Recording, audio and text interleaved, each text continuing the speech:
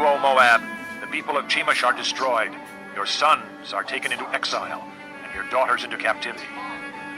Yet I will restore the fortunes of Moab in days to come, declares the Lord. Here ends the judgment on Moab. Chapter 48. Concerning Moab. This is what the Lord Almighty, the God of Israel, says. Woe to Nebo, for it will be ruined. Kiriathaim will be disgraced and captured. The stronghold will be disgraced and shattered. Moab will be praised no more. In Heshbon, men will plot her downfall. Come, let us put an end to that nation. You too, O madmen, will be silenced. The sword will pursue you. Listen to the cries from Horonaim, cries of great havoc and destruction. Moab will be broken. Little ones will cry out.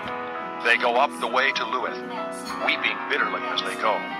On the road down to Horonaim, anguished cries over the destruction are heard.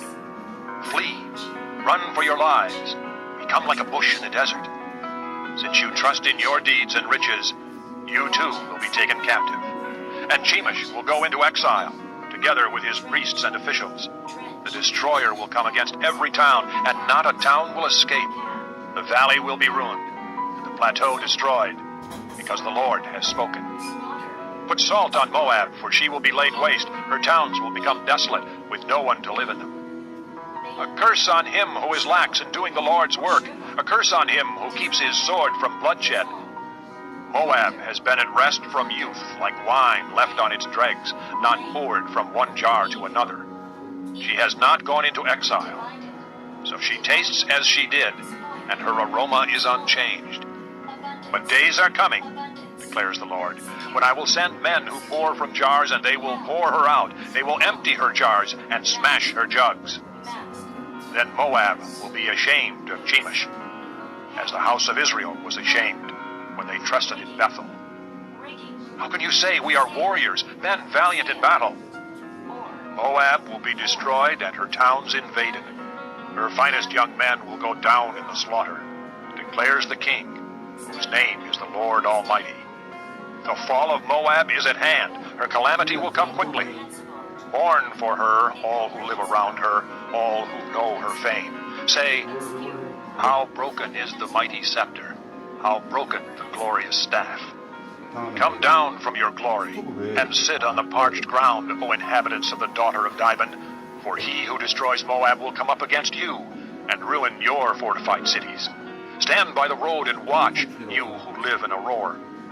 Ask the man fleeing and the woman escaping. Ask them, what has happened? Moab is disgraced, for she is shattered. Wail and cry out. Announced by the Arnon that Moab is destroyed. Judgment has come to the plateau, to Holon, Jaza, and Mephaeth, to Dibon, Nebo, and Beth-Diblathaim, to Kiriathaim, Beth-Gamel, and Beth-Meon, to Kerioth and Basra, to all the towns of Moab, far and near. Moab's horn is cut off, her arm is broken, declares the Lord. Make her drunk, for she has defied the Lord. Let Moab wallow in her vomit. Let her be an object of ridicule. Was not Israel the object of your ridicule? Was she caught among thieves, that you shake your head in scorn whenever you speak of her? Abandon your towns and dwell among the rocks, you who live in Moab. Be like a dove that makes its nest at the mouth of a cave. We have heard of Moab's pride, her overweening pride and conceit, her pride and arrogance, and the haughtiness of her heart. I know her insolence, but it is futile, declares the Lord, and her boasts accomplish nothing. Therefore I wail over Moab, for all Moab I cry out. I moan for the men of Kirharaseth.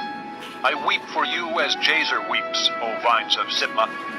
The branches spread as far as the sea. They reached as far as the sea of Jazer.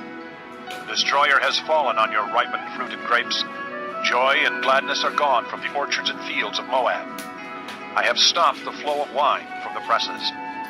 No one treads them with shouts of joy. Although there are shouts, they are not shouts of joy.